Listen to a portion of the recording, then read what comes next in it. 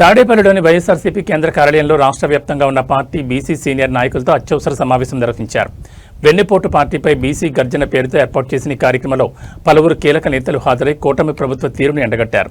ఈ సందర్భంగా YSRCP MLC cover Srinivas మాట్లాడుతూ బీసీ సంక్షేమానికి వైఎస్ జగన్మోహన్ రెడ్డి అందించిన అండదండలను గుర్తు చేశారు. మాజీ ముఖ్యమంత్రి వైఎస్ జగన్ హయాంలోని బీసీ వర్గాలకు రాజకీయంగా, ఆర్థికంగా నిజమైన న్యాయం జరిగిందని ఎమ్మెల్సీ కవరు శ్రీనివాస్ పేర్కొన్నారు. బీసీలను కేవలం ఓటు బ్యాంక్ చూడకుండా అన్ని రంగాల్లోనూ వారికి సముచిత స్థానం కల్పించి హక్కును చేర్చుకున్నారని కొనియాడారు. వైఎస్ఆర్సీపీ హయాంలో అమలు చేసిన సంక్షేమ పథకాలు, పదవుల కేటాయింపు బీసీల జాబితాల్లో విప్లవాత్మక మార్పులు తీసుకొచ్చాయని స్పష్టం చేశారు. మరోవైపు కూటమి ప్రభుత్వం బీసీల హక్కులను కాలరాస్తోందని, ఇచ్చిన హామీలను నెరవేర్చడంలో ఘోరంగా విఫలమైందని ఆరోపించారు.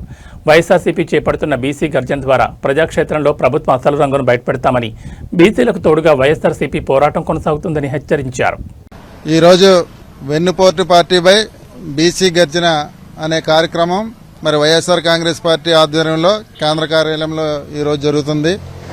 రాష్ట్ర వ్యాప్తంగా ఏదైతే బీసీలకు సంబంధించిన సీనియర్ నాయకులు ఉన్నారో వారందరితో కూడా ఈ కార్యక్రమం ఏర్పాటు చేయడం జరిగింది.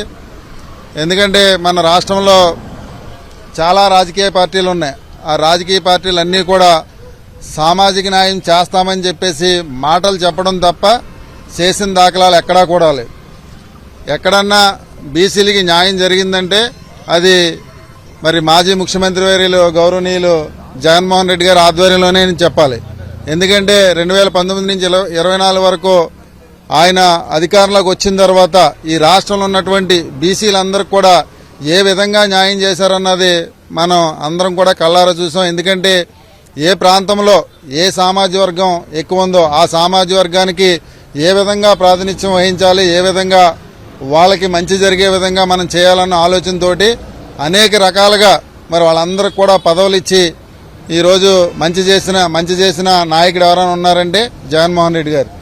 ఎందుకంటే బీసీలందరినీ కూడా హక్కుని చేర్చుకుని బీసీలందరూ నా కుటుంబం అన్నట్టుగా వాళ్ళని ముందుకు తీసుకెళ్లి రాజకీయ పరంగా, ఆర్థిక పరంగా మేలు చేసిన వ్యక్తి ఎవరైనా ఉన్నారంటే జగన్మోహన్ రెడ్డి గారు.